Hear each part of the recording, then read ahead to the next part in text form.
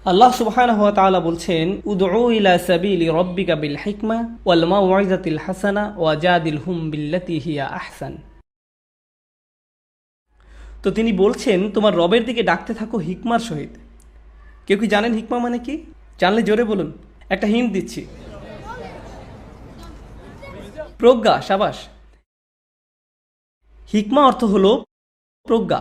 আমি আজকে যে ব্যাপারে তর্ক করতে চাই তা হলো, অধিকাংশ সময় আমরা ইসলামের ব্যাপারে প্রজ্ঞা ছাড়াই কথা বলি। আর আমরা যখন প্রজ্ঞার ব্যবহার করি না, মানুষকে ইসলামের দিকে আনার পরিবর্তে আমরা কি করি? তাদেরকে ইসলাম থেকে দূরে সরিয়ে দেই। আর আপনি প্রজ্ঞার সহিত তখনই মানুষকে আল্লাহর পথে ডাকতে পারবেন যখন আপনি তাদেরকে সেই পন্থায় ডাকবেন যেভাবে আল্লাহর বইয়ে তাদেরকে ডাকা হয়েছে। কিন্তু আমার মতে আমরা সেই পন্থা অবলম্বন করি না যা আল্লাহর কিতাব দ্বারা নির্ধারিত। আমরা আমাদের নিজস্ব উপায়ে ডাকি, আর এই পদ্ধতিগুলো একেবারেই বিফল। আসলে এগুলো মোটেই বিচক্ষণ পন্থা নয়, খুবই অবিবেচনাপূর্ণ পদ্ধতিতে মানুষকে ইসলামের পথে আহ্বান করা। তো আমি আপনাদের ছোট একটা তালিকা দিব কিভাবে আমরা এই ভুলগুলো করে থাকি।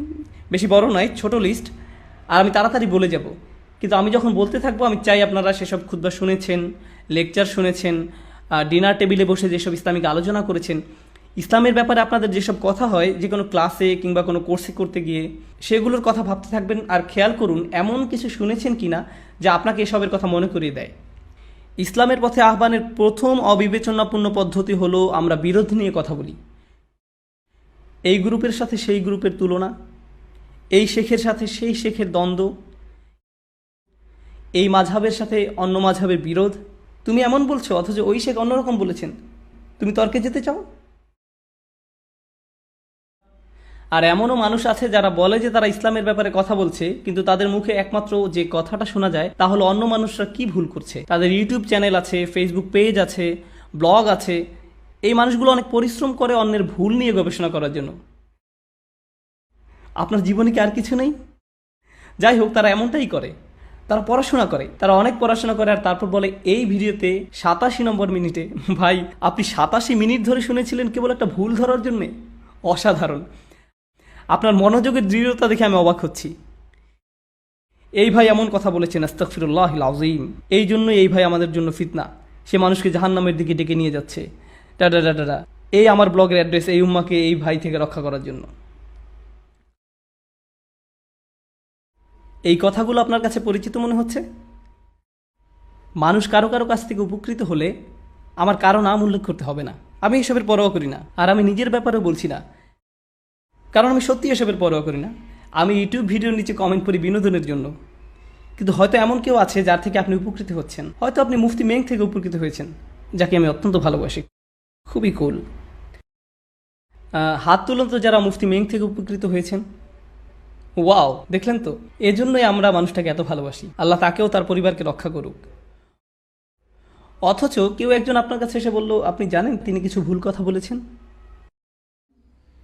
কেউ কেউ বলে তিনি পথভ্রষ্ট, কেউ কেউ বলে তিনি ভালো আলিম নন। এ ধরনের কথাবার্তা শুনেছেন কখনো? কখনো শুনেছেন এ ধরনের কথাবার্তা? কোথায় পান এসব লোকে বলা কথাগুলো? এটা তো রসুল সাল্লাল্লাহু আলাইহি সাল্লামের সুন্নাহ নয়, বরং এই যুগেরই মুসলিমদের সুন্নাহ হয়ে দাঁড়িয়েছে। যে মানুষটা অন্যদের কিছুটা উপকার করেছে, আপনার তার ব্যাপারে খুঁত ধরতেই হবে। আর আমি আপনাকে নিশ্চয়তা দিচ্ছি, আমি কিংবা অন্য যে কেউ যারা কখনোই এই মাইকটা ধরে কথা বলেছে, তাদের সবার মাঝেই ভুল রয়েছে, কারণ আমরা মানুষ। আপনি যদি আমাদের ভুল ধরতে চান, আমি নিশ্চয়তা দিচ্ছি আপনি সেটা খুঁজে পাবেন। নিশ্চিতভাবে আপনি ভুল পাবেন, কারণ আমরা সাধারণ মানুষ। আর আপনি যদি খুশিতে লাফিয়ে ওঠেন, ওহো এই তো ভুল পেয়েছি, অবশ্যই ভুল তো পাবেনই, সে কেবল একটা মানুষ, এতে কোনো কাজের কাজ আপনি করেননি। কিন্তু আমরা এটাকে বলি আমর বিল মারুফ ওয়ান নাহি আনিল মুনকার। আপনার সমস্যা কি? এটা আমর বিল কোনো কিছুই না। এর মানে হলো আপনার হাতে অনেক অবসর সময় আছে, আর আপনি জানেন না সময়টাকে কিভাবে ভালো কাজে লাগাতে হয়। মানুষের ভুল নিয়ে গবেষণা না করে নিজের আম্মুকে রান্না করতে সাহায্য করুন, নিজের ঘরটা পরিষ্কার করুন। কখনো নিজের মোজার গন্ধ শুকে দেখেছেন? সেগুলো পরিষ্কার করুন। জীবনে ভালো কিছু করুন, এসব না করে।